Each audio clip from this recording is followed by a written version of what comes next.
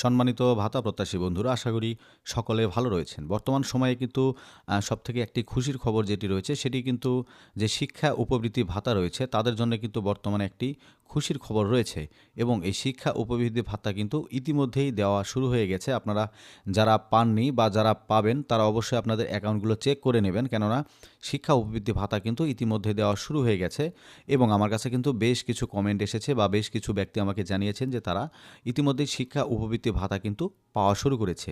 আর দ্বিতীয়ত পরবর্তীতে যে বিষয়টি রয়েছে সেটি হচ্ছে প্রতিবন্ধী ভাতা আসলে আপনারা যারা পেলেন তারা দ্বিতীয়ত কবে পাবেন এটা আপনাদেরকে জানাবো, এবং এর পরবর্তীতে যারা প্রতিবন্ধী ভাতা আসলে পাননি তারা কবে পাবেন বা তাদের কি সমস্যা সেই বিষয় নিয়ে থাকবে আজকের এই ভিডিওতে।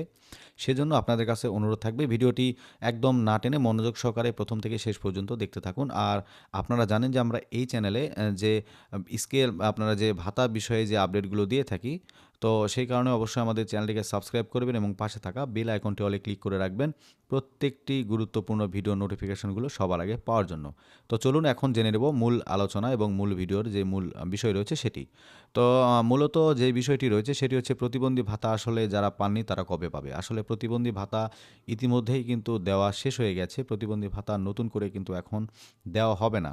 আপনারা যারা প্রতিবন্ধী ভাতা এখনও পাননি তারা অবশ্যই আপনাদের যে নিকটস্থ সমাজসেবা অধিদপ্তর রয়েছে সেখানে অবশ্যই খোঁজ নেবেন যে আসলে আপনাদের ভাতাটা কি ক্যান্সেল হয়েছে কিনা, নাকি আপনাদের কোনো প্রবলেম বা কেন বা কী সমস্যার কারণে এই ভাতাটা আটকে রয়েছে। এবং পরবর্তীতে যে বিষয়টি সেটি হচ্ছে প্রতিবন্ধী ভাতা আপনারা যারা এই মুহূর্তে পেলেন তারা কিন্তু আগামী 2 মাস পরে, মানে এক কথায় 3 মাসের মাথায় কিন্তু আপনারা আবার প্রতিবন্ধী ভাতা পাবেন। অনেকে কিন্তু বা অনেক ইউনিয়ন পরিষদগুলো কিন্তু আসলে 3 মাস পর ভাতা পরিশোধ করে না, মানে এক কথায় আপনাদের অ্যাকাউন্টে টাকাগুলো থেকে যায় কিন্তু তারা পরিশোধ করে 6 মাস পর।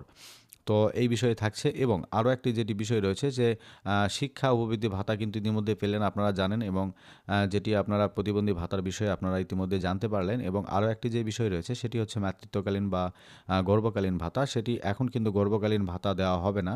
তো এই গর্ভকালীন ভাতা কবে নাগাদ দেওয়া হবে সেই বিষয়ে কিন্তু আমরা আপনাদেরকে পরবর্তী একটি গুরুত্বপূর্ণ আপডেটের মাধ্যমে জানিয়ে দেব। তো সেই পর্যন্ত অবশ্যই আমাদের চ্যানেলটিকে সাবস্ক্রাইব করুন এবং আমাদের ভিডিওতে একটা লাইক দিয়ে আমাদের সঙ্গে থাকুন। দেখা হচ্ছে পরবর্তী একটি গুরুত্বপূর্ণ ভিডিওতে। ততক্ষণ পর্যন্ত সকলে ভালো থাকুন, সুস্থ থাকুন।